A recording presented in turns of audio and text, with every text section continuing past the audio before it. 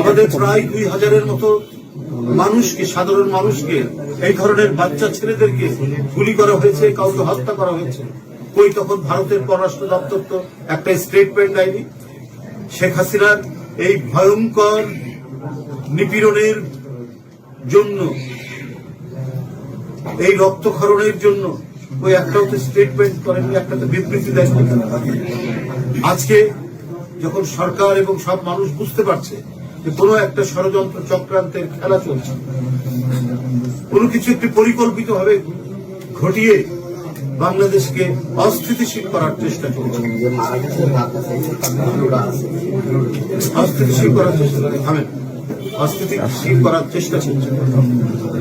এটা দেখবি মানে সূর্যের আলোর মতো একবার পরিষ্কার যে এই সংকটটা কৃত্রিম ভাবে তৈরি করা হচ্ছে, অত্যন্ত পরিকল্পিত ভাবে তৈরি করা হচ্ছে। হঠাৎ বিভাগীয় শহরগুলোতে নেমে পড়ছেন, দাবি দিচ্ছেন। ওই শেখ হাসিনা সবাই দাবি দাবি যদি কোন দাবি থাকে, আমরা বাংলাদেশে হিন্দু, মুসলমান, বৌদ্ধ, খ্রিস্টান পাশাপাশি শান্তিতে এবং সহাবস্থানে দীর্ঘদিন বাস করেছে। আজকে কেন পরিকল্পিত বলা হচ্ছে যে এখানে হিন্দু সম্প্রদায় নিরাপদ নয়? বাংলাদেশের হিন্দু সম্প্রদায়ের বিরাট অংশ এর মধ্যে নেই, যে কোন ষড়যন্ত্র চক্রান্ত চলছে। কিন্তু তারা নেমে একজন আইনজীবীকে পর্যন্ত হত্যা করার ধৃষ্টতা দেখাচ্ছেন। এই জন্য ভারতের পররাষ্ট্র দপ্তর কোন বিবৃতি দিলেন না। বিবৃতি দিলেন যে অস্থিতিশীলতা তৈরি করার কারণে একজন ব্যক্তিকে, চিন্ময় নামের একজন ব্যক্তিকে গ্রেপ্তার করা হয়েছে, এই কারণে বিবৃতি। সেটা বাংলাদেশের নাগরিক, তার প্রতি যদি সরকার অন্যায় করে তাহলে বাংলাদেশের সরকার এবং তাদের লোকজন তারা সেখানে দাবি করে, তাদের দাবি এখান থেকে হচ্ছে। কেন বাইরের একটি দেশ থেকে এই ধরনের প্রতিবাদ আসছে? এগুলো তো সব রহস্যজনক বিষয়। কারণ বাংলাদেশের স্বাধীন সার্বভৌম দেশ হিসেবে তারা বোধহয় বিশ্বাস করতে চায় না। তারা মনে করে দিল্লির সাউথ ব্লক থেকে যেভাবে নির্দেশ দেওয়া হবে বাংলাদেশ সেভাবে চলবে।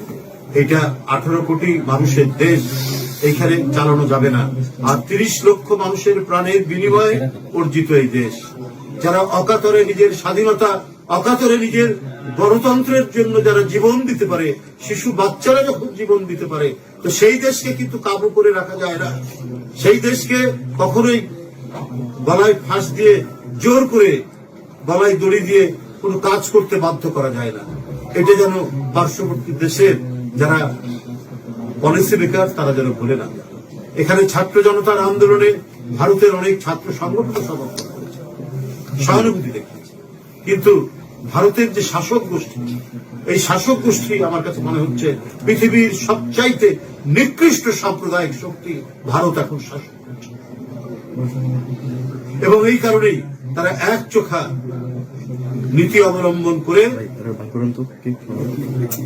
বাংলাদেশকে তারা বাংলাদেশের এই যে গণতন্ত্রে তরুণের যে প্রক্রিয়াটা চলছে এবং অবাধ সুষ্ঠু নির্বাচনের দিকে যে দেশ যাচ্ছে, এবং এর জন্য যে দাবি যে নির্দিষ্ট সময়ের মধ্যে প্রয়োজনীয় সংস্কার সম্পন্ন করে অবাধ, সুষ্ঠু এবং অংশগ্রহণমূলক নির্বাচন নিশ্চিত করার যে পরিবেশ তৈরি হয়েছে, এইটাকে বোধহয় অনেকেই সহ্য করতে পারছে।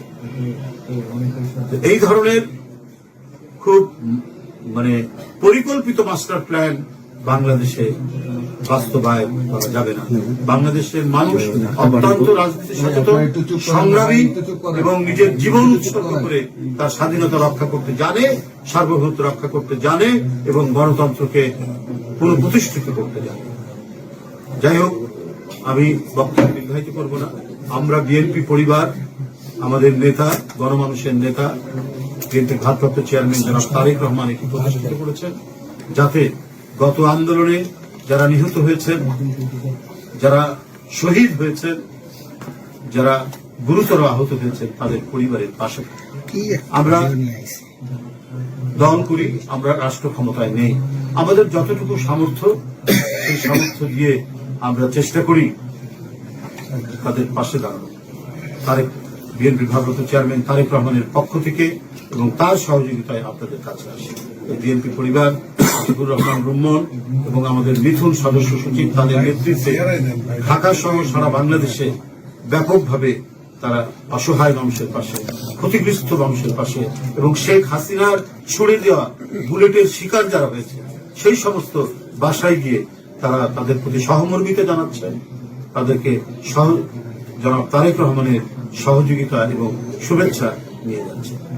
ইনশাল্লাহ এইভাবে আমরা অধিকাংশ মানুষের কাছে যাওয়ার চেষ্টা করব এবং আজকে এখানে যাদের কাছে, যে পরিবারগুলোর কাছে এসেছি, বিশেষ করে মহিউদ্দিন, সাজ্জাদ, কবি, এদের পরিবারের কাছে এইটুকু বলতে চাই যে জনাব তারেক রহমানের পক্ষ থেকে, বিএনপির পক্ষ থেকে আমরা বিএনপি পরিবার যেভাবে আপনাদের পাশে দাঁড়িয়েছে, ঠিক তেমনি ভাবে আপনারা যে কোনো সমস্যায়, অসুবিধায়, আপনারা যে কোনো প্রয়োজনে, মিথুন আছে আমাদের জাহবায়, তিনি একটু প্রয়োজনীয় কাজে দেশের বাইরে গেছেন, তার কাছে, এখানে আরেকজন আছেন আমাদের উপদেষ্টা ইঞ্জিনিয়ার আশরাফ, তাদের কাছে আপনারা অবহিত করবেন, তাদেরকে জানাবেন, তারা অবশ্যই দ্রুততার সাথে আপনাদের পাশে এসে দাঁড়াবে। এই শেখ হাসিনার নির্মমতার শিকার পরিবারের কাছাকাছি তারা থাকবে, তাদের পাশে থাকবে।